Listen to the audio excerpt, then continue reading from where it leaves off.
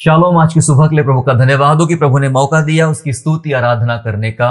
मेरे प्यारो, आज सुबह फिर एक बार एक महत्वपूर्ण विषय को लेकर आज हम यहाँ आराधना करने बैठे हैं कि हम परमेश्वर की सेवा स्तुति आराधना करें। आज का विषय जो है वो वचन ही एक विषय है। जी हाँ, वचन ही एक विषय है। आज हम बात करने जा रहे हैं आत्मा को ना बुझाओ। जी हाँ, हम बात कर रहे हैं आत्मा को न बुझाओ। पहला थिस्सलुनीकियों 5वां अध्याय और वचन 19। जी हाँ, फर्स्ट थिस्सलुनियंस चैप्टर 5 एंड वर्स 19 में बस इतनी ही लाइन में या इसी वचन में लिखा गया है आत्मा को न बुझाओ। दरअसल ये एक बहुत महत्वपूर्ण संदेश है थिस्सलुनीके कलीसिया के लिए और हमारी कलीसिया के लिए। साथ ही साथ ये परमेश्वर का एक संदेश है, बहुत ही विशेष परिस्थिति को लेकर, विशेष बातों को लेकर परमेश्वर का ये संदेश एक छोटे से वचन में लिखा गया है, आत्मा को ना बुझाओ। और आइए इसी वचन का हम लोग मनन करेंगे, अध्ययन करेंगे, अभ्यास करेंगे, जिसके द्वारा हमारी आत्मिक उन्नति हो और हम पवित्र आत्मा में, प्रभु में और ज्यादा पक्व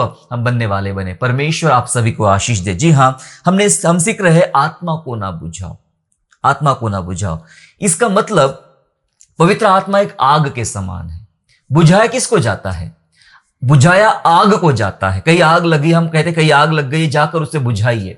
सो बुझाया आग को जाता है। और इसलिए पवित्र आत्मा के जो विशेषण शब्द इस्तेमाल किया गया है, पवित्र आत्मा को ना बुझाओ मतलब उसकी आग को ना बुझाओ। पवित्र आत्मा एक अग्नि के समान है और उसे लगातार मसीहों के जीवन में, विश्वासियों के जीवन में चलते रहना चाहिए। यदि वो आग चलती रहेगी तो हमारा मसीही जीवन बेहतर ढंग से चलता रहेगा। यदि ये आग बुझ गई तो मसीह जीवन भी बुझ जाएगा। इसलिए ये आग के समान है, इसे लगातार जलने देना चाहिए। और मैं कहता हूं इस आग को बुझने ना दो, वरन इस आग को और भड़काओ, इसे भड़काते रहे। जी हां, इस आग को बुझने ना दे। पर मेरा अपना कहना ऐसा है कि इस पवित्र आत्मा की आग को और भड़काओ और लगातार इसको भड़काते रहे। भड़काते रहे का मतलब यह होता है मेरे प्यारो, उसकी जो सामर्थ्य है, उसकी जो लौ है, उसे कम ना होने दे। पवित्र आत्मा की एक शक्ति है, एक सामर्थ्य है, एक अद्भुत तरीका है उसका विश्वासियों के जीवन में काम करने का। उस महान सामर्थ्य को, उस महान कामों को कम ना होने दे, उसकी सामर्थ्य को कम ना होने दे। इसलिए हमें लगातार उसे भड़काते रहना चाहिए, उस आग को लगातार जलाते रहना चाहिए। जी हां, पवित्र आत्मा को बुझने से अगर हमें बचाना है, दरअसल यहां जिस संदर्भ में लिखा गया है कि जब मनुष्य पाप करता है, पाप की तरफ अभिलाषी हो जाता है, उसके बाद वह पवित्र आत्मा के विरोध में, परमेश्वर के विरोध में पाप कर बैठता है और उसके बाद उसके जीवन में जो परमेश्वर आत्मा को फूंकता है, वह आत्मा बुझना शुरू हो जाता है और बुझ जाता है। ऐसे माहौल में कैसे इस आग को लगातार हम जलाए रख सकते हैं? कैसे भड़काते रहे? भड़काने के लिए क्या करते हैं? अक्सर आपको याद होगा कि हम कभी बारबेक्यू बनाते हैं, कभी चूल्हा जलाते हैं। कुछ शौकीन लोग होते हैं जो चूल्हा जलाते हैं और कुछ लोगों की मजबूरी है कि उन्हें हर दिन चूल्हा जलाना पड़ता है। सो ये अलग अलग बातें हैं। लेकिन चूल्हा जलाते समय चूल्हे में लकड़ियां, 2, 3, 4 लकड़ियां होती है और वे जलते रहती है और पता चलता है कि वो लकड़ियां बुझने पर है और थोड़ी ही देर में पूरी आग शांत हो जाएगी, लकड़ियां बुझ जाएगी। उस हालत में हम क्या करते हैं? और कोई एक लकड़ी उठाते हैं, 2 लकड़ी उठाते हैं और उस चूल्हे में डालते, ताकि ये जो आग अब बुझने पर आ गई है वापस जलना शुरू हो जाए। जब ये लकड़ियां, जो 2 लकड़ियां आपने डाली है, ये बुझने पर आ जाती है, वापस नई लकड़ियां जो स्टॉक हमारे पास होता है उसमें से उठा के उसमें डालते ताकि वो और जलना शुरू कर दे। मेरे प्यारो, पवित्र आत्मा एक आग के समान है, तो उसका स्टॉक क्या है? फिर कौन सा स्टॉक्स में से हमें उठाना पड़ेगा ताकि उसमें जैसे हमें लगता है कि अभी कम हो रहा है, इसकी लौ कम हो रही है, उसे जलाते रखे। हमारे पास परमेश्वर ने ऑलरेडी एक स्टॉक दिया है और उस स्टॉक का नाम है 66 पुस्तकों का संग्रह, 66 बुक्स की एक लाइब्रेरी, जिसका नाम बिब्लोस या बाइबल कहा जाता है। बाइबल 66 बुक्स है।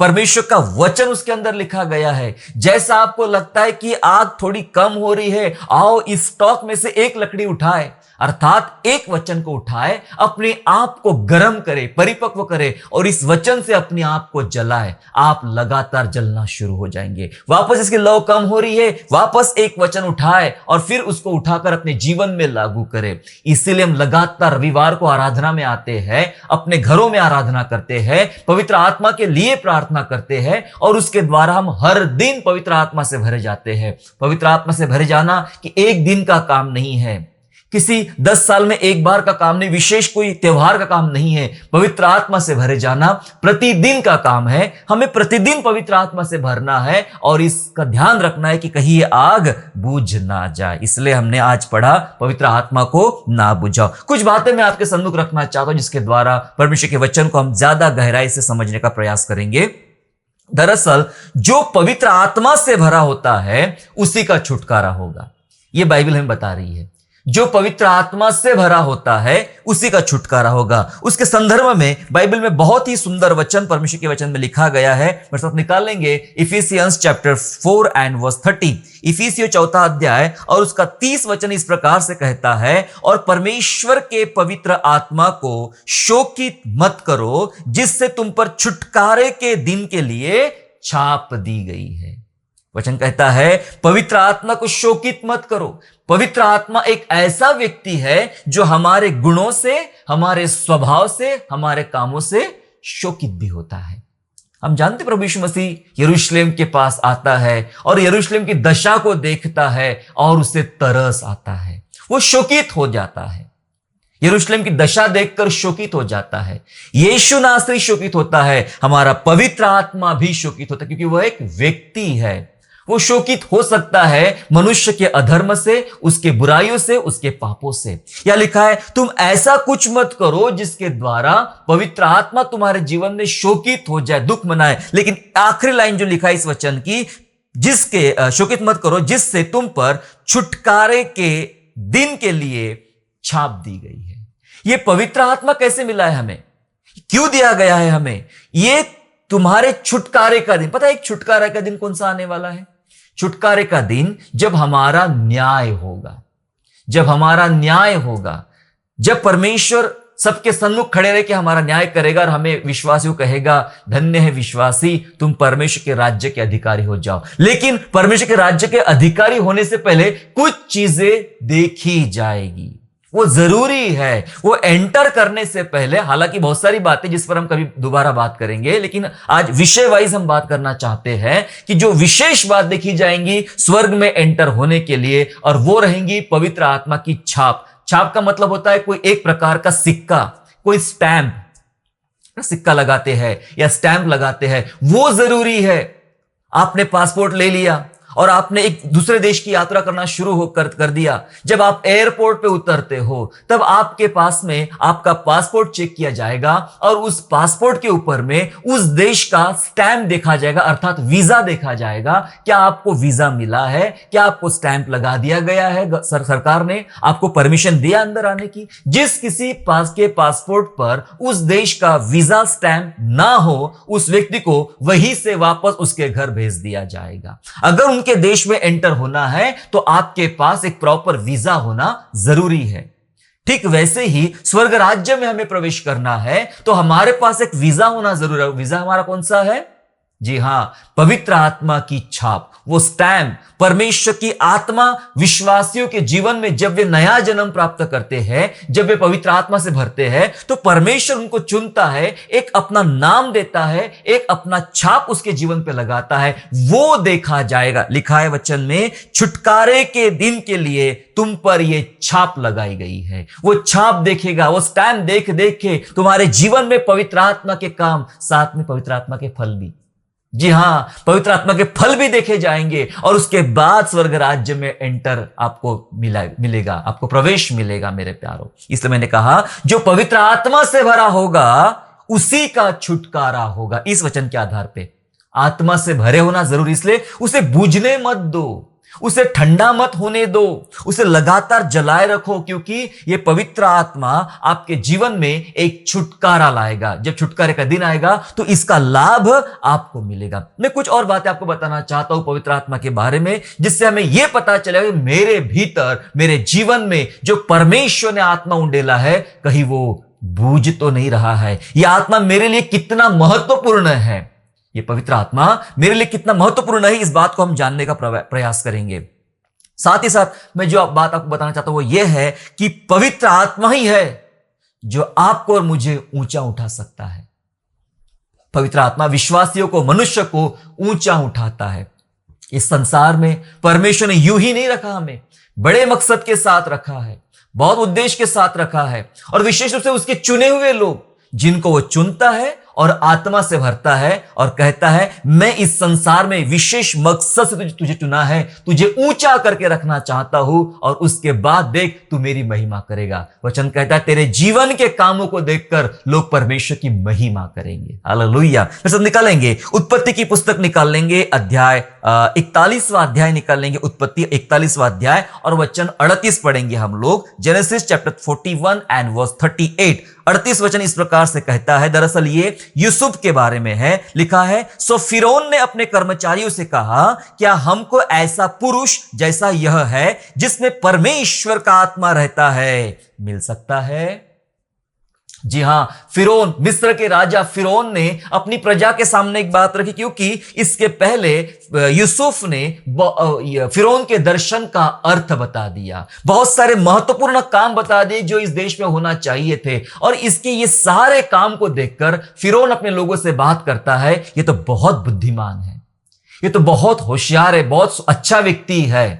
पता है आपको, मिस्र अपने गुणवत्ता के लिए जाना जाता था, अपने एजुकेशन के लिए जाना जाता था। मिस्र में सबसे अच्छा एजुकेशन, मिस्र में सबसे अच्छी दवाइयां, मेडिसिन के बारे में, मेडिकल के बारे में, एजुकेशन के बारे में मिस्र उन दिनों भी जाना जाता था और बड़ा फेमस था, बड़ा खास था और उसका काफी वर्चस्व था। लेकिन मिस्र का कोई बुद्धिमान फिरौन के स्वप्न का अर्थ नहीं बता पाता है और ना कोई विशेष काम होता है। लेकिन जब यूसुफ, वो एक कैदी है और एक परदेसी है, दूसरे देश से आया हुआ, दूसरे धर्म का पालन करने वाला, दूसरे ईश्वर की आराधना करने वाला एक कैदी है, और वो हमारे प्रभु परमेश्वर की आराधना करता था यूसुफ। और उस कैदी ने आकर राजा को इतना जवाब दे दिया, राजा एकदम चित्त हो गया उसकी बातें सुनकर, और तब वो अपने लोगों से कहता है ऐसा व्यक्ति हमें मिल सकता है। कैसा? उसके बारे में विशेषण लिखा गया वचन में कि जिसके अंदर परमेश्वर का आत्मा रहता है। हालेलुया। तारीफ यूसुफ की नहीं हो रही है, तारीफ यूसुफ के बुद्धि की नहीं हो रही है, तारीफ हो रही है कि इस व्यक्ति के अंदर परमेश्वर का आत्मा रहता है, और वो आत्मा हमारे देश के लिए, हमारे लोगों के लिए एक सुविधा, एक अच्छी चीजें निर्माण कर रहा है। ये व्यक्ति को हम ऊंचा उठाएंगे, इस व्यक्ति को प्रधानमंत्री बनाएंगे, और वैसा बना दिया गया। हालेलुया। मेरे प्यारो, पवित्र आत्मा था यूसुफ के अंदर, जिसको उसने संभाल के रखा था, बूझने नहीं दिया।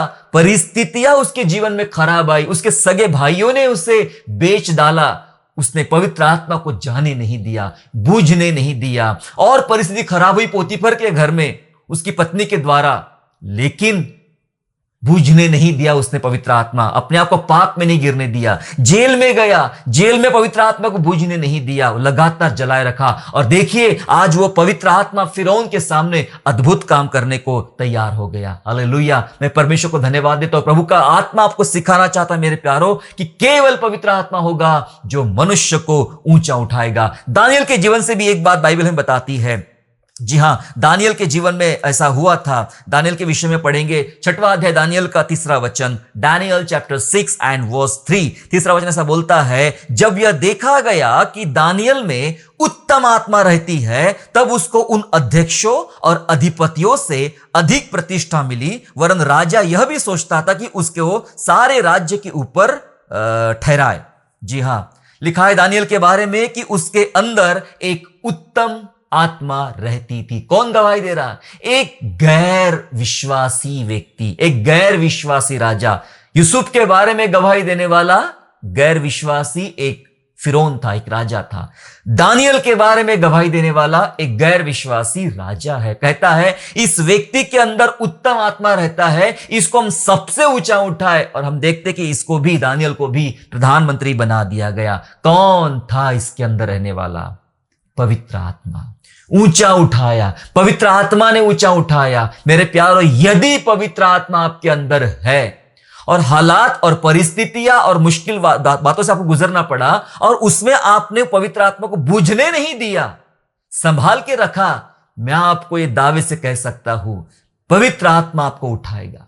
हर परिस्थिति में, हर हालात में, हर सिचुएशन में, हर कार्य में पवित्र आत्मा आपको उठाएगा। और तारीफ करने वाले, गवाही देने वाले आपके अपने लोग तो नहीं होंगे, लेकिन अन्य जाति के लोग परमेश्वर खड़े करेगा और वे गवाही देंगे कि सचमुच आपके अंदर पवित्र आत्मा रहता है। पवित्र आत्मा। जब यीशु मसीह को क्रूस पर टांग दिया गया था तो वो सूबेदार ने कहा निश्चय इसके अंदर ये परमेश्वर का पुत्र है, निश्चय ये परमेश्वर का पुत्र है। तब तक नहीं मान रहा था, लेकिन जब क्रूस पे चढ़ा दिया गया मान लिया। जी हां, अन्य जातियां गवाही देंगे कि परमेश्वर के काम आपके अंदर में हो रहे हैं। इसलिए हर एक विश्वासी को यह चाहिए कि वो पवित्र आत्मा को अपने अंदर जलाए रखे। जी हां, यदि पवित्र आत्मा को आप प्रतिदिन नहीं जलाए रखोगे, सुनिए, यदि आप पवित्र आत्मा को अपने भीतर प्रतिदिन नहीं जलाए रखोगे, मैं बता दूं, वो चला जाएगा, वो आपके पास से चला जाएगा। यदि आपने उसका ध्यान नहीं रखा, यदि आपने उसको अपने जीवन में जलने नहीं दिया, प्रज्वलित नहीं होने दिया, लगातार उसका ध्यान नहीं रखा, ये बहुत जरूरी है मेरे प्यारो। हम आज सीख रहे हैं 1 थिस्सलुनीय 5:19 के अनुसार कि आत्मा को ना बुझाओ। ऐसा कोई पाप मत करो जिसके द्वारा पवित्र आत्मा आपके जीवन में बुझ जाए और वह चला जाए, वो रुठ जाए, या लिखा है शोकित हो जाए, रुठना नहीं, शोकित शब्द इस्तेमाल किया गया है। शोकित मत करो पवित्र आत्मा को। जी हां, हमें करना है कि पवित्र आत्मा को प्रतिदिन अपने जीवन में विश्वास के द्वारा, पवित्रता के द्वारा, अपने आज्ञाकारिता के द्वारा जलाए रखना है। अगर आप जलाए नहीं रखोगे तो वह चला जाएगा। शिमशोन के जीवन में भी ऐसा हुआ, उसने पवित्र आत्मा के प्रति सतर्क नहीं रहा और एक दिन पवित्र आत्मा उसके पास से चला गया, उसे पता ही नहीं लगा और वह शत्रु के हाथ में लग गया। उसने पवित्र आत्मा को अपने जीवन में प्रॉपर ढंग से रखवाली नहीं किया। जी हां, जब परमेश्वर का आत्मा आपके जीवन में आता है तो हमें ध्यान रखना पड़ता कि प्रभु मुझे जीवन कैसा जीना चाहिए, पवित्रता में, सच्चाई में, प्रभु के अभिषेक में बढ़ना है। एक और व्यक्ति के बारे में आपको बताना चाहता हूं और उसके बारे में 1 शमूएल 16वां अध्याय और वचन 14, 1 सैमुअल चैप्टर 16 एंड वर्स 14 कुछ इस प्रकार से कहता है, और यहोवा का आत्मा शाऊल पर से उठ गया। सुनिए क्या लिखा है, यहोवा का आत्मा शाऊल पर से उठ गया और यहोवा की ओर से एक दुष्ट आत्मा उसे घबराने लगा। जी हां, लिखा है यहोवा का आत्मा शाऊल के ऊपर से उठ गया।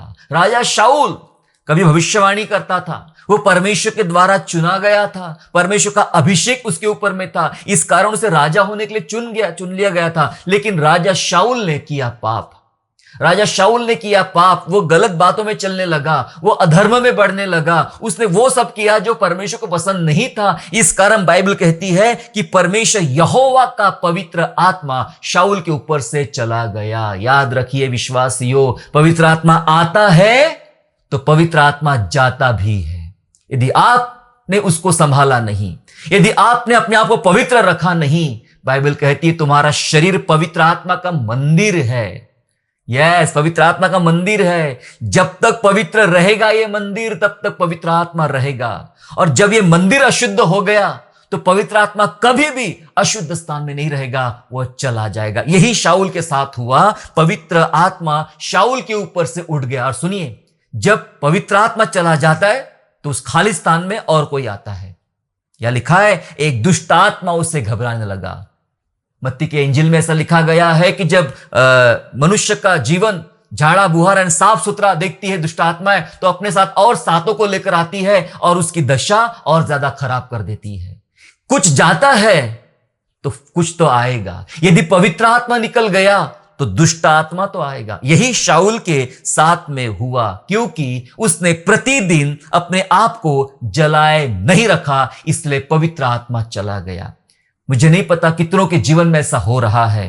कभी वे पवित्र आत्मा से भरे जाने का अनुभव करते थे, कभी आत्मा से उछलते थे, आत्मा के द्वारा काम करते थे, आत्मा की आवाज सुनते थे। अब महीने बीत गए, साल बीत गए, पवित्र आत्मा को नहीं समझ पा रहे हैं, पवित्र आत्मा की आवाज नहीं आ रही है। अब जीवन में बहुत कुछ उल्टा उल्टा हो रहा है, सब खराब हो रहा है, सब बिगड़ रहा है। कहीं ऐसा तो नहीं कि पवित्र आत्मा चला गया है और कुछ और ही आत्मा आप पर अपनी प्रभुता दिखा रहा है और जिसके प्रभाव में आप दब चुके हैं। आपको स्वतंत्र होने की जरूरत है और वापस पश्चाताप के साथ परमेश्वर को पुकारने की जरूरत है मेरे प्यारों। और यदि पवित्र आत्मा दोबारा प्रभु आपको दे, ये उसका अनुग्रह है, वो देता है। यदि दे तो संभाल के रखिए, संभालिए अपने आप को, पवित्रता में बनाए रखिए अपने आप को। अगर नहीं जलाए रखोगे, लगातार बुझ गया तो खया काम से, नहीं जलाए रखोगे तो वो चला जाएगा। ऐसा शाऊल के साथ में भी हुआ।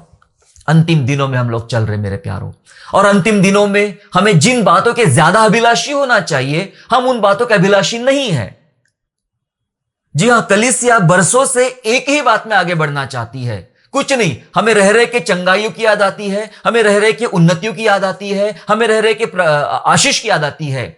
ऐसे ही सेवक पैदा होते, ऐसी सेवकाइयां बढ़ती है, ऐसे ही चलते हैं और सब जगह यही बातें चलती है। फिर वो बातें शांत हो जाती है, लोगों का जीवन खत्म हो जाता है, फिर नए लोग आते हैं, नए सब बातें होती है। लेकिन जो होना चाहिए अंतिम दिनों में कलीसिया का लक्ष्य ये होना चाहिए मेरे प्यारों। उन्होंने इन दिनों, यानी कलीसिया ने इन दिनों आत्मा के अभिलाषी होना चाहिए। और किसी बात के अभिलाषी मत बनिए, मुझे ये चाहिए, मुझे वो चाहिए। अरे परमेश्वर की इच्छा है आपको देने की, और वो आपको देकर रहेगा। नहीं मांगोगे तब भी वो दे के रहेगा। वो कहता आकाश के पंछियों को देखो, ना बोते हैं ना काटते, तब भी मैं उनको खिलाता हूं, तुम्हें नहीं खिलाएगा। वो कभी नहीं मांगते, तब भी उनको देता है परमेश्वर।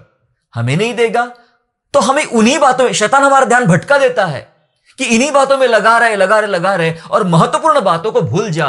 इन दिनों अंतिम समय चल रहे मेरे प्यारों, और कलीसिया को चाहिए कि ताकि कलीसिया पवित्र आत्मा की अभिलाषी बने, अभिलाषी बनना चाहिए। मैं एक बात आपको बाइबल से बताना चाहता हूं, मेरे साथ निकालेंगे दूसरा राजा 2 अध्याय और वचन 9, 2 किंग चैप्टर 2 एंड वर्स 9, जहां इस प्रकार से लिखा गया है। दरअसल ये संभाषण चल रहा है एलिशा और एलिया के बीच में। एक ऐसी सिचुएशन आ गई है कि अब एलिया का स्वर्गारोहण होगा और एलिशा उसका सेवक है। वो क्या कहता है सुनिएगा, 9वां पद ऐसा कहता है, उनके पार पहुंचने पर एलिया ने एलिशा से कहा, उससे पहले कि मैं तेरे पास से उठा लिया जाऊं, जो कुछ तू चाहे मैं तेरे लिए करूं वह मांग। एलिया ने एलिशा को बोला, तू मांग, तुझे क्या चाहिए? एलिशा ने कहा, तुझ में जो आत्मा है उसका दूना भाग मुझे मिल जाए। हालेलुया। एलिशा ने एलिया से मांगा कि हे मेरे स्वामी, तेरे अंदर जो आत्मा वास करता है, वही आत्मा जो यूसुफ के अंदर था, वही आत्मा जो दानियल के अंदर था, और वही आत्मा जो एलिया के अंदर है। मांग लिया खास बात कि तेरे अंदर जो पवित्र आत्मा रहता है उसका दुगना भाग मुझे चाहिए। ऐसी क्या बात थी एलिया के अंदर कि एलिशा उसका दीवाना हो गया? जबकि एलिशा एक किसान था और एलिया जो था वो जंगल में रहने वाला, टिड्डियां खाने वाला और जंगली सामान व्यवहार था उसका वाला। ऐसी कोई बात नहीं थी कि एक किसान को वो अपनी तरफ आकर्षित करे। लेकिन ये किसान कोई साधारण व्यक्ति नहीं था, ये परमेश्वर का चुना हुआ एलिशा था। और इसने देखा कि इस स्वामी के अंदर, उसने गंदे गंदे बाल, बड़े बड़े बाल, बड़ी बड़ी दाढ़ी, ऐसे गंदे कपड़े नहीं देखे, पर उस व्यक्ति के अंदर पवित्र आत्मा था और पवित्र आत्मा के द्वारा होने वाले बड़े बड़े काम एलिशा ने देखे थे और वो उसका अभिलाषी बन बैठा। मुझे कुछ नहीं चाहिए, मुझे और दूसरा कुछ नहीं चाहिए। मेरे स्वामी के अंदर, मेरे गुरु के अंदर जो आत्मा का अभिषेक है उसका डबल भाग, दुना भाग मुझे चाहिए। वो उसने मांगा। एलिशा आत्मा का अभिलाषी था। आज की कलीसिया कौन सी बातों के अभिलाषी है? बहुत दूर मत जाइए। क्या कलीसिया ये सोचती है मेरे पास्टर के अंदर, मेरे अगुवे के अंदर जो आत्मा है उसका दुगना भाग मुझे चाहिए? प्रभु दुआ कर, है ना? आप सबको नहीं जानते लेकिन आप अपने अगुवे को जानते हैं। यदि आप किसी और को जानते कि ये अभिषेक इसके अंदर में है, यस, परमेश्वर के लोग वरदानों से जीते हैं, वरदानों से बढ़ते हैं। वो किसी टैलेंट से नहीं बढ़ते हैं, वो जानना है। ये पवित्र आत्मा का काम है। आज कलीसिया देख भी नहीं पा रही है कि मेरे अगुवे के अंदर, पास्टर के अंदर पवित्र आत्मा के द्वारा इतने बड़े काम हो रहे हैं। जो संदेश में मिलता है, जो काम हमें होता है, वो यूं ही नहीं होता है। सबकी बात नहीं कर रहा हूं मैं, लेकिन जो विशेष प्रभु के चुने हुए लोग हैं, उनके अंदर जरूर आपको पवित्र आत्मा दिखेगा। हमने पवित्र आत्मा के अभिलाषी इन दिनों होना है। इफिसियों 5वां अध्याय और उसका 18 वचन कुछ इस प्रकार से कहता है। इफिसियों 5वां अध्याय और 18 वचन, इफिसियंस चैप्टर 5 एंड 18 वर्स कहता है, और दाखरस के मतवाले ना बनो, क्योंकि इससे लुचपन होता है, पर आत्मा से परिपूर्ण होते जाओ। हालेलुया। दाखरस के मतवाले मत बनो, इससे लुचपन होता है। मुझे कई बार सोचता प्रभु क्यों दाखरस के साथ पवित्र आत्मा को आपने जोड़ने का प्रयास किया, साथ में एक साथ दिखाने का प्रयास किया। दरअसल दाखरस उन दिनों लोगों के खाने का या खान पीने का एक रोज का एक वस्तु थी।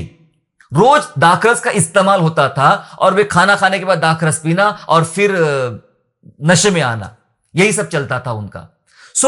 रोज उनको चाहिए था दाखरस। और वचन कह रहा है जैसे तुम्हें रोज दाखरस पीते हो और उससे तुम लुच्चे बन जाते हो, लुचपन होता, तुम्हारे अंदर बुरे काम आते हैं, इससे दाखरस छोड़ो। लेकिन आपको हर दिन चाहिए पवित्र आत्मा। पवित्र आत्मा से भरते जाओ। क्या लिखा है वचन में कि पवित्र आत्मा से परिपूर्ण होते जाओ प्रतिदिन। दाखरस का मतलब है दाखरस तुम हर दिन लेते हो, उसको छोड़ो, अब हर दिन पवित्र आत्मा से अपने आप को भरना शुरू करो। ये टाइम ऐसा टाइम चल रहा है मेरे प्यारो, ये टाइम पे प्रत्येक विश्वासियों को पवित्र आत्मा की जरूरत है और पवित्र आत्मा में बढ़ने की, बने रहने की जरूरत है मेरे प्यारो। इसलिए जरूरी है कि आपको इन दिनों परिपूर्णता को महसूस करना है। परमेश्वर की उस महान कामों की, महान बातों की परिपूर्णता से अपने आप को भरने की जरूरत है मेरे प्यारो। हालेलुया। जी हां, दूसरी बात मैं बताना चाहता आपको कि ये पवित्र आत्मा प्रभु फिर भरता किसको है? अगर वो परिपूर्ण होने की बात करता है, ऐसा नहीं कि ऑप्शनल है। अब अपने दाखमधु की जगह, दाखरस की जगह पवित्र आत्मा ले लिया, नहीं, ऑप्शनल नहीं है। उसके पीछे भी सबको नहीं भरेगा, वो उसी को भरेगा जिसने उसको प्रसन्न किया है। हालेलुया।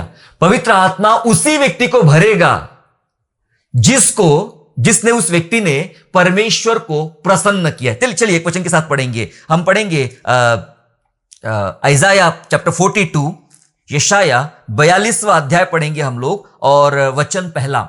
यस, आइजाया 42 वर्स 1 जहाँ इस प्रकार लिखा है, सुनिए। मेरे दास को देखो, प्रभु यीशु मसीह के बारे में बात हो रही है। मेरे दास को देखो जिससे मैं संभाले हूं, मेरे चुने हुओं को जिससे मेरा जी प्रसन्न है। मैंने उस पर अपना आत्मा रखा है, वह अन्य जातियों के लिए न्याय प्रकट करेगा।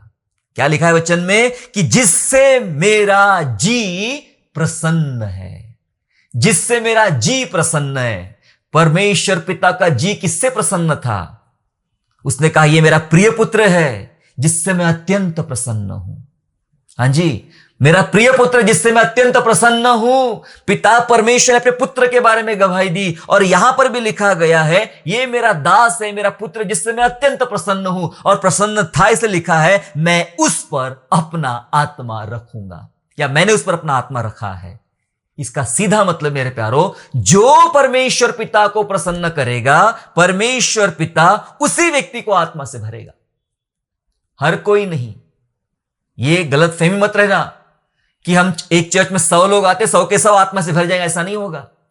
उस 100 में से कितने ऐसे हैं जितनों ने परमेश्वर पिता को प्रसन्न किया है, प्रसन्न करने के लिए उन्होंने जिए हैं। जी हां, जो प्रभु को प्रसन्न करेंगे उन्हीं को परमेश्वर आत्मा से भरेगा। आपको अपने जीवन के बारे में पूछिए, क्या मेरा हर दिन का जीवन पिता परमेश्वर को प्रसन्न कर रहा है? यदि कर रहा है तो मैं हर दिन आत्मा से परिपूर्ण हो सकता हूं। और हर दिन आत्मा से परिपूर्ण होने का मतलब ही है कि अब पवित्र आत्मा को मैं मेरे अंदर बुझने नहीं दे रहा हूं, उसे लगातार मैं भड़का रहा हूं और लगातार मैं उसको जलाए रख रहा हूं। हालेलुया। कुछ 2 बातें बता खत्म करना चाहता हूं मैं आखिरी की। आत्मा से अगर चलोगे, सुनिए, अगर आप आत्मा से चलोगे तो कभी दंडित नहीं किए जाओगे। जी हां, आत्मा से चलोगे तो कभी दंडित नहीं किए जाओगे, क्योंकि आप परमेश्वर के पुत्र बन जाओगे। परमेश्वर अपने पुत्र को दंडित नहीं करता है, परमेश्वर अपने पुत्र को ताड़ना देता है ताकि वे और बन जाए। जो डाली फलती उसे छांटे ताकि और फले। दंड नहीं देगा। दंड दुष्टों के लिए है, दंड शत्रुओं के लिए है, दंड परमेश्वर के बैरियों के लिए है। जी हां, अगर आप आत्मा से चलोगे तो दंडित नहीं किए जाओगे। चलिए पढ़ते, कहा लिखा है रोमन चैप्टर 8, रोमियो उसका 8वां अध्याय पहला वचन ऐसा बोलता है, जहां लिखा है, सो अब जो मसीह यीशु में हैं उन पर दंड की आज्ञा नहीं, क्योंकि वे शरीर के अनुसार नहीं वरन आत्मा के अनुसार चलते हैं। हालेलुया। जो यीशु मसीह में है उन पर दंड की आज्ञा बिल्कुल भी नहीं है। क्यों नहीं? उसका रीजन बताया, क्यों दंड नहीं मिलेगा। दंड क्यों नहीं मिलेगा? रीजन यह है क्योंकि वे अब शरीर की सुनते ही नहीं है, शरीर के अनुसार चलते ही नहीं है, वे तो चलते हैं आत्मा के अनुसार। सवाल हमारे लिए खड़ा हो रहा, सवाल हमारे लिए खड़ा हो रहा, जी हां, क्या मैं मसीह यीशु में हूं? और मसीह यीशु में हूं तो मुझ पर दंड की आज्ञा नहीं है। उसका रीजन क्या होगा? क्या मैं शरीर, क्योंकि मैं शरीर के अनुसार नहीं जीता हूं, मैं आत्मा के अनुसार जीता हूं। शरीर के अनुसार, ये शरीर माने संसार। क्या आप अपने जीवन में संसार की सोच, संसार के विचार, संसार के तौर तरीके, संसार की बातें आपके अंदर चलती रहती है? जैसे दूसरे लोग करते हैं, जीवन जीते हैं, क्या वैसा ही आप भी करते हैं? यदि वैसा है, वैसा ही जी रहे हो, तो आप शरीर के अनुसार जी रहे हो, तो आप फिर मसीह की संतान नहीं बन सकते हो। लेकिन यदि मसीह यीशु में रहते हो तो आप शरीर की बात सुन ही नहीं सकते हो, शरीर पर आप चल ही नहीं सकते हो। आपको प्रत्येक काम, छोटे छोटे काम, आपके रोजमर्रा के काम, वो सब पवित्र आत्मा पर आधारित होंगे, पवित्र आत्मा पर निर्भर होंगे। हालेलुया। देखिए एक और वचन क्या बोलता है, उसी अध्याय का वचन 14, रोमियो 8 का वचन 14 ऐसा कहता है, इसलिए कि जितने लोग परमेश्वर के आत्मा के चलाए चलते हैं वे ही परमेश्वर के पुत्र हैं। हर कोई बेटे नहीं है, हर कोई बेटियां नहीं है परमेश्वर की। सुन लीजिएगा, इसलिए स्वर्ग राज्य में जाने वाले विश्वासी नहीं, उनका विश्वास योग्य होना भी जरूरी है। सिर्फ विश्वासी होने से बात नहीं चलेगी, विश्वास योग्य भी होना चाहिए प्रभु के राज्य में। क्या लिखा है वचन में कि जो आत्मा से चलाए चलते, शरीर की नहीं सुनते, संसार की नहीं सुनते हैं, संसार के अनुसार नहीं करते हैं, जो आत्मा के अनुसार चलते हैं वे परमेश्वर के पुत्र हैं। और मेरे प्यारों, इसलिए यदि आप उस आत्मा से, पवित्र आत्मा से, जो आपके अंदर बुझना नहीं चाहिए, उसके द्वारा चलाए जा रहे हो, तो आप कभी भी दंडित नहीं किए जाओगे।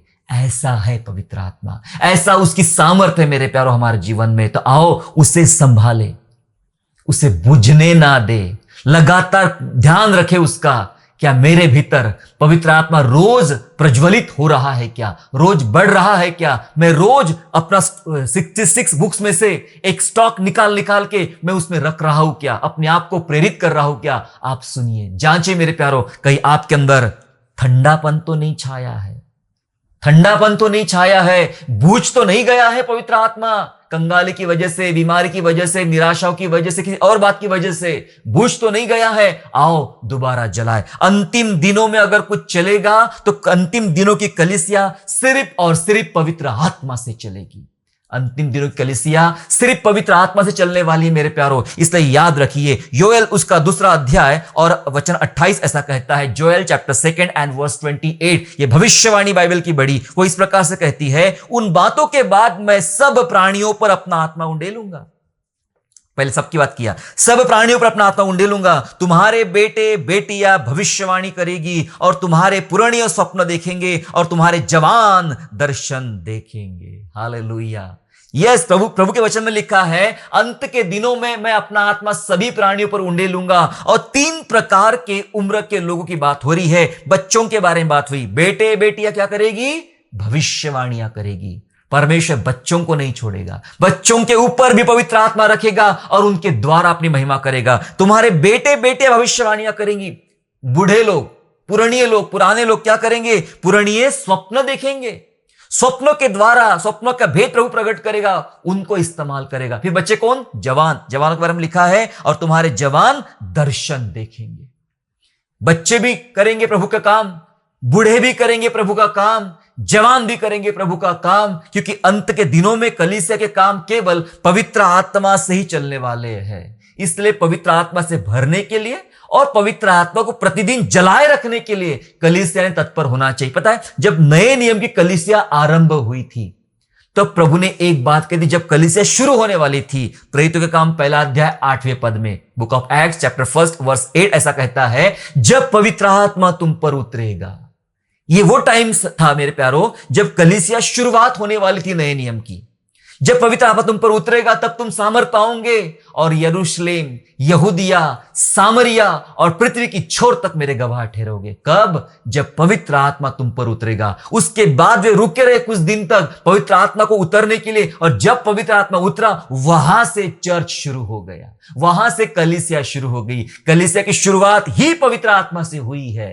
हालेलुया। इसलिए कलीसिया और प्रभु के लोग पवित्र आत्मा से ही चलेंगे। क्या आप तैयार हैं पवित्र आत्मा से चलने के लिए? पवित्र आत्मा को बुझने मत दो, अपने जीवन में जांचे, अपने अंदर जांचे, क्या सचमुच पवित्र आत्मा आपके अंदर है या कार्य कर रहा है। आइए हम प्रार्थना करें पवित्र आत्मा से चलने के लिए और उसको बुझने न देने के लिए। स्वर्गीय पिता प्रभु जी, आपका हम धन्यवाद करते हैं। प्रभु आप महान, अति महान सामर्थ्य परमेश्वर हैं। हमने जान लिया प्रभु कि आप एक अद्भुत पवित्र आत्मा है, एक ऐसे व्यक्ति है जो लगातार हमारे साथ रहते हो और कभी नहीं चाहते कि हम अकेले छोड़े जाए, और कभी नहीं चाहते पिता परमेश्वर कि हम प्रभु से अलग हो जाए।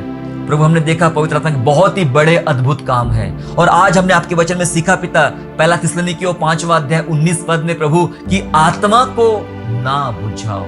यस प्रभु, ये वचन मेरे लिए है, ये वचन मेरे बहन भाइयों के लिए है, ये वचन हमारी कलीसिया के लिए पिता परमेश्वर, कि कईयों के जीवन में पवित्र आत्मा बुझ गया है, कईयों के जीवन में पवित्र आत्मा बुझने पर है। प्रभु ये ठंडापन हमारे जीवन से हटाइए, दूर कीजिए और हमें इतना मजबूत कीजिए ईश्वर राजा, ताकि पवित्र आत्मा को हम लगातार भड़काते रहे, जलाए रखे और इसे बुझने ना दे।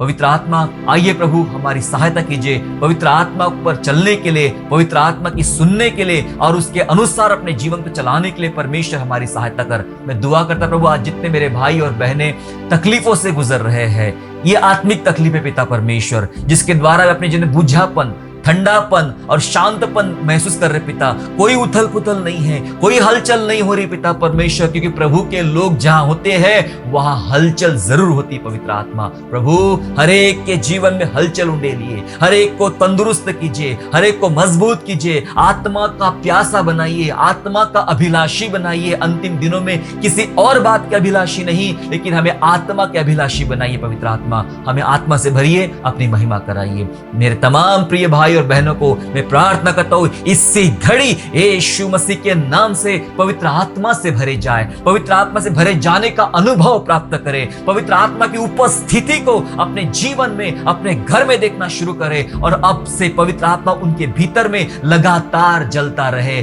लगातार बढ़ता रहे, और हर एक जन पवित्र आत्मा पर निर्भर होने वाले बने। हे प्यारे पिता परमेश्वर, जो आग आपने आज भड़काई है वो बुझने ना पाए, लगातार जलने दीजिए। हम धन्यवाद करें, धन्यवाद के साथ उद्धार करता प्रभु यीशु मसीह के नाम से प्रार्थना मांगते हैं, आमेन।